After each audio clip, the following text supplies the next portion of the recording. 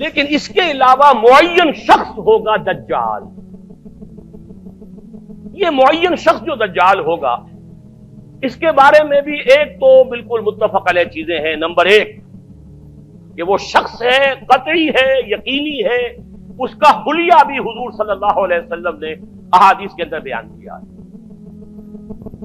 دوسری بات یہ کہ اس کے ہاتھ میں قوانین قدرت، گویا کہ تسخیر کائنات گویا کہ نقطۂ عروج کو پہنچ چکی ہے. تمام اختیارات الہی تقریباً اس کے ہاتھ میں آ چکے ہوں. جو بڑے سے بڑے معجزے اللہ تعالیٰ نے نبیوں کو دیے ہیں وہ معجزے کر کے دکھائے گا. وہ مردہ کو زندہ کرے گا، مردہ لوگوں کی افواہوں کو لے کر آئے گا، ان کی روحوں کو، اگرچہ جھوٹی روحیں ہوں گی، وہ شیاطین جن ہوں گے جو ان کا بھیس بدل کر آئیں گے، لیکن یہ کہ وہ لوگوں سے کلام کریں گی. یہ اسپرچولیزم جو اپنی انتہا کو پہنچا ہوا ہے یورپ میں اور مغرب میں، یہ در حقیقت اسی کا ایک مظہر ہے. وہ کھلے بیابان کو کہے گا جہاں بالکل ڈٹیل جو ہے وہ صحرا تھا، گل و گلزار کر دے گا جب چاہے گا، جب چاہے گا، جہاں چاہے گا بارش برسائے گا. فاصلہ اس کے لیے بے معنی ہوگا. اس کی سواری وہ ہوگی کہ جس کے دونوں کانوں کے درمیان فاصلہ 80 ہاتھ کا ہوگا. یہ سارے جو آج آپ کی اس ٹیکنالوجی کی جو انتہا جا رہی ہے اور جدھر جا رہی ہے، اس کو اچھی طرح سمجھ لیجیے. آج سے 100 سال پہلے شاید انسان ان چیزوں کا تصور نہ کر سکتا. وہ کوئی سواری ایسی بھی ہو سکتی ہے جس کے دو کانوں کے درمیان کا فاصلہ جو ہے وہ 80 ہاتھ کا ہو.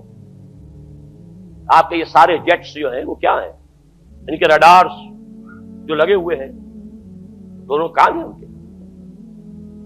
اس کا ایک قدم اگر مدینے میں ہوگا تو دوسرا بیت المقدس میں ہوگا. اس کی آواز پوری دنیا میں سنی جائے گی. سنی جا رہی ہے کہ نہیں؟ یہ ساری قدرت، ساری قوتیں، تسخیر کائنات کلیتاً ایک آدمی کو چیر کر دو ٹکڑے کرے گا، دونوں ٹکڑوں کو علیحدہ کرے گا، ان کے درمیان چلے گا اور پھر ان دونوں کو جوڑے گا اور کھڑا کر دے گا. احادیث میں ساری موجود ہے. سرجری جدھر جا رہی ہے کوئی جب نہیں کہ وہاں تک آدمی پہنچ جائے. فریز کر کے تو یہ معاملہ اب ہو ہی سکتا ہے، لیکن یہ کہ ابھی اگلا اور قدم کیا ہوگا کچھ نہیں کہہ سکتے. یہ چیزیں تو ہیں متفق علیہ. البتہ کچھ معاملات کے اندر احادیث میں کچھ اختلاف پایا جاتا ہے اور یہ مشکلات الحدیث میں سے. اور میں بھی چونکہ اس مسئلے میں اب تک بھی اسی درجے میں، ابھی قطعیت کے ساتھ میں کوئی بات نہیں کہہ پا رہا ہوں، لیکن اب چونکہ گمان غالب کے درجے میں ایک رائے تک پہنچ چکا ہوں، اس لیے میں نے آج اس بات کو آپ تک پہنچانے کے لیے یہ عنوان اختیار کیا. اس لیے کہ حدیث میں جو آتی ہے تفاصیل اس سے معلوم ہوتا ہے کہ یہ دجال دو دجل کرے گا. یا تو وہ دو دجل کرنے والے دو دجال علیحدہ ہیں، یا یہ دونوں دجل کرنے والا شخص ایک ہی ہے. بس یہ مسئلہ ہے کہ جو آج تک مجھ سے حل نہیں ہوا تھا، اب تک کہنا چاہیے آج تک نہیں. اور یہ اس میں علماء سے بھی گفتگو ہوئی ہے، اور جن لوگوں نے اس مفہوم موضوعات پر اپنا وقت لگایا ہے ان سے بھی گفتگویں ہوئی ہیں، تو وہ بھی اس مسئلے کو حل کرنے سے تاحال قاصر رہے. لیکن یہ کہ اب میری رائے یہ ہے کہ یہ دو شخص ہیں علیحدہ علیحدہ، واللہ عالم. لیکن ایک رائے تک میں پہنچ چکا ہوں، اس لیے وہ رائے آپ کے سامنے رکھ رہا ہوں، اور آپ کے ذریعے سے وہ آگے بھی پھیلے گی تو اہل علم کے ساتھ جو ہے اس معاملے کے اندر تبادلہ خیالات کی بھی نوبت آئے گی انشاءاللہ. لیکن یہ کہ اس میں یہ بات قطعی اور یقینی ہے کہ اس طرح کا ایک شخص پیدا ہوگا.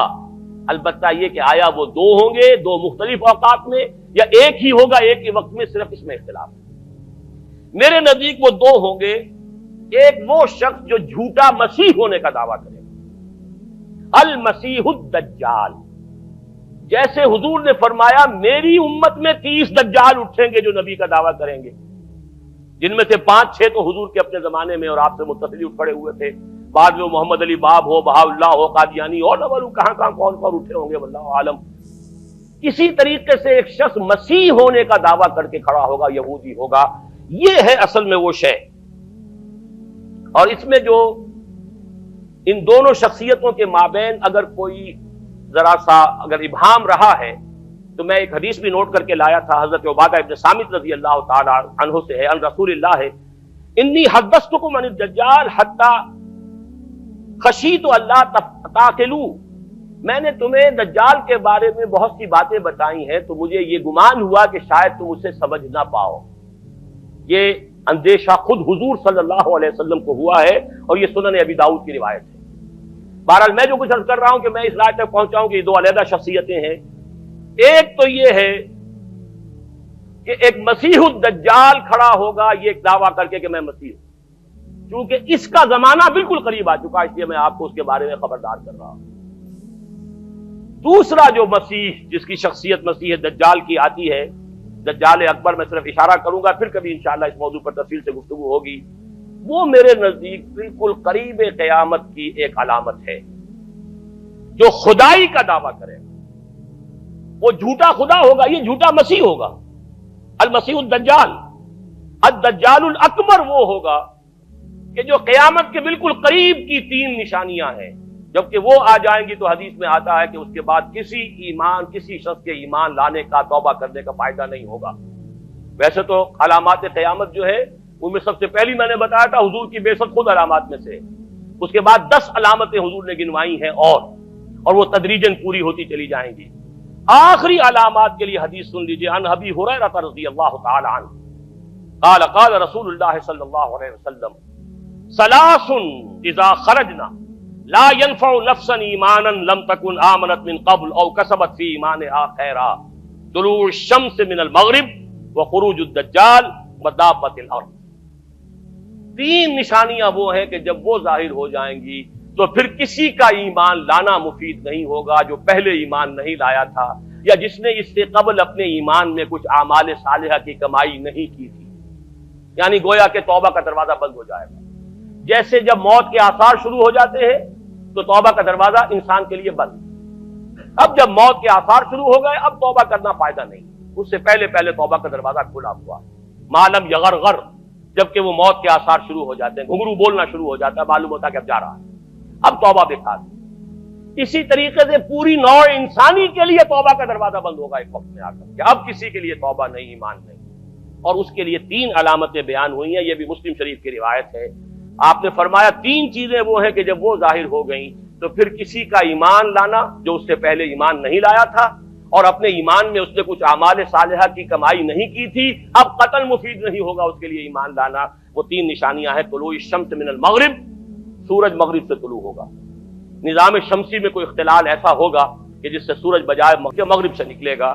وہ خروج الدجال ودابۃ الارض، ایک زمین سے کوئی چوپایا برآمد ہوگا، بعض احادیث میں آتا ہے کہ مروہ کے قریب سے وہ برآمد ہوگا جو گفتگو کرے گا انسانوں سے۔ یہ بالکل خرق عادت، یعنی وہ چیزیں کہ جن کا کوئی تعلق اب اسباب جو ہے دنیا کے ان سے کوئی تعلق نہیں ہے، کوئی فزیکل لا سے تعلق نہیں ہے، وہ بالکل معجزے ہوں گے، خرق عادت ہوگا۔ اور خروج دجال، وہ دجال جو خدائی کا دعویٰ کرے گا، اور حدیث میں آتا ہے کہ بہت کم لوگ ہوں گے کہ جو اس کے سامنے رک سکیں گے، اکثر و بیشتر جو کمزور ایمان والے لوگ ہوں گے وہ اسے خدا تسلیم کر کے اس کی پرستش شروع کر دیں۔ میرے نزدیک یہ آخری چھلنی ہوگی جو